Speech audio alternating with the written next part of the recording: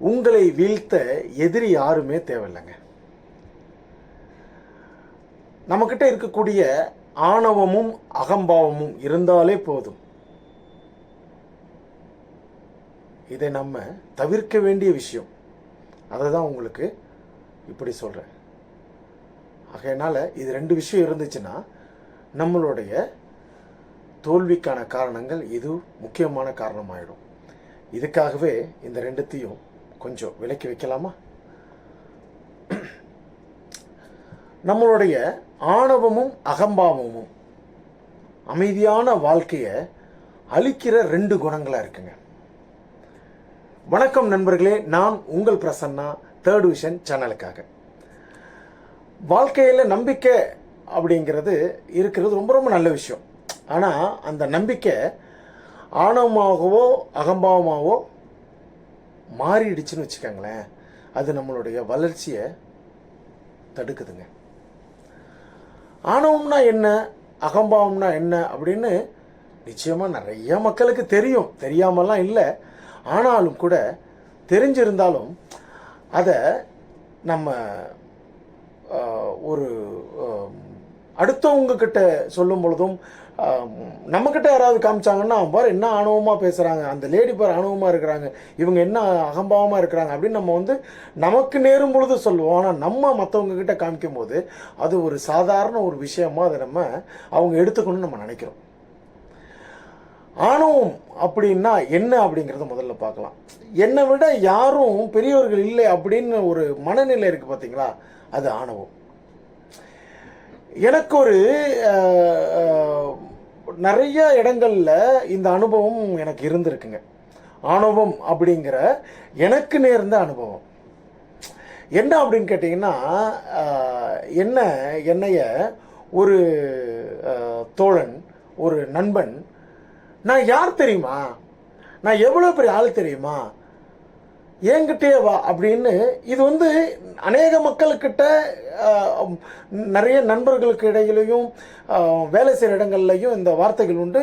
இன்னும் ரோடுகளில் தெருக்களில் நம்ம இறங்கி போகும்போது அதில் நடக்கக்கூடிய சண்டைகளில் யாருன்னே தெரியாதவங்க அந்த இடத்துல நின்று நான் யார் தெரியுமா அப்படின்னு ஒரு ஆணவத்தோடு பேசுவாங்க. அவங்க ஒரு சாதாரண ஒரு வட்டச் செயலாளராக இருக்கலாம், இல்லை ஒரு அந்த ஏரியாவில் ஒரு 10 வருஷம் ஒரு 20 வருஷமாக இருந்தவங்களாக இருக்கலாம். ஸோ அவங்களுடைய அந்த எண்ணங்கள் நான் யார் தெரியுமா அப்படிங்கிற ஒரு விஸ்வரூபம் அது வரக்கூடாதுங்க. நம்ம எவ்வளோ பெரிய ஆளாக இருந்தாலும் நான் யார் தெரியுமா அப்படிங்கிற வார்த்தையை தயவு செஞ்சு யூஸ் பண்ணாதீங்க, சரிங்களா? அடுத்து அகம்பாவம். அகம்பாவம் அப்படின்னா முதல்ல பார்த்தது என்னை விட யாரும் பெரிய ஆள் இல்லைன்னு பார்த்தது. இந்த அகம்பாவங்கிறது என்ன தெரியுங்களா, எனக்கு மட்டும்தான் எல்லாமே தெரியும், நான் சொல்றது தான் எப்பயுமே சரி. ஒரு சில பேர் நம்மளுடைய கூட வேலை செய்யக்கூடிய ஆஃபீஸ்லையாக இருக்கட்டும், இல்லை அக்கம் பக்கத்தினராக இருக்கட்டும், எப்பயுமே என்ன சொல்லுவாங்கன்னா, நான் எனக்கு மட்டும்தான், என்னால் மட்டும்தான் அப்படின்னு சொல்லுவாங்க. கவனிச்சிருக்கீங்களா? இது என்னால் மட்டும்தான் முடியும், நான் வந்ததுனால அது முடிஞ்சு, வேற யாருனாலும் இது முடியாது அப்படிங்கிறது பார்த்தீங்கன்னா அகம்பாவம். இது எனக்கு மட்டும் தான் தெரியும், நான் தான் அப்படி பண்ணுவேன் அப்படின்ற மாதிரி ஒரு வார்த்தைகள் சொல்லுவாங்க. இந்த ரெண்டுமே மனுஷனுடைய கண்மூடித்தனம் அப்படின்னு கூட சொல்லலாம். இது ஒரு ஒரு நல்ல ஒரு விஷயத்தை சொல்லும்போது ஏற்கலாம், தப்பு ஒன்றும் கிடையாது. அதே சமயத்தில் இது ஏற்காமல் இதை நம்ம இந்த ஆணவம் அகம்பாவம் இருந்துகிட்டு இருந்துச்சுன்னு சொன்னால் நம்மளோட உறவுகளும் பாதிக்கிற மாதிரி இருக்கும். நண்பர்களும் நம்மளை விட்டு விலகிடுவாங்க. அப்படி என்ன பண்ண போகிறோம்? நான் மட்டும்தான் தனியாக இருந்து ஆணவமும் அகம்பாவமும் படித்து நிச்சயமாக இல்லை. அதனால் நீங்கள் வாழ்க்கையில் வரக்கூடிய நல்ல நல்ல வாய்ப்புகளை இழக்கிறதுக்கான முக்கிய காரணமாக இந்த ரெண்டும் தடையாக இருக்குது. அதை கொஞ்சம் தகர்த்திடலாமே. ஆனால் பெரியவர்களே, சிறியவர்களே, மாணவ செல்வங்களே, நண்பர்களே, என்னதான் நம்ம எவ்வளவுதான் உயர்ந்த இடத்துக்கு போனாலும் பணிவுடன் நம்ம செய்யக்கூடிய சில விஷயங்கள்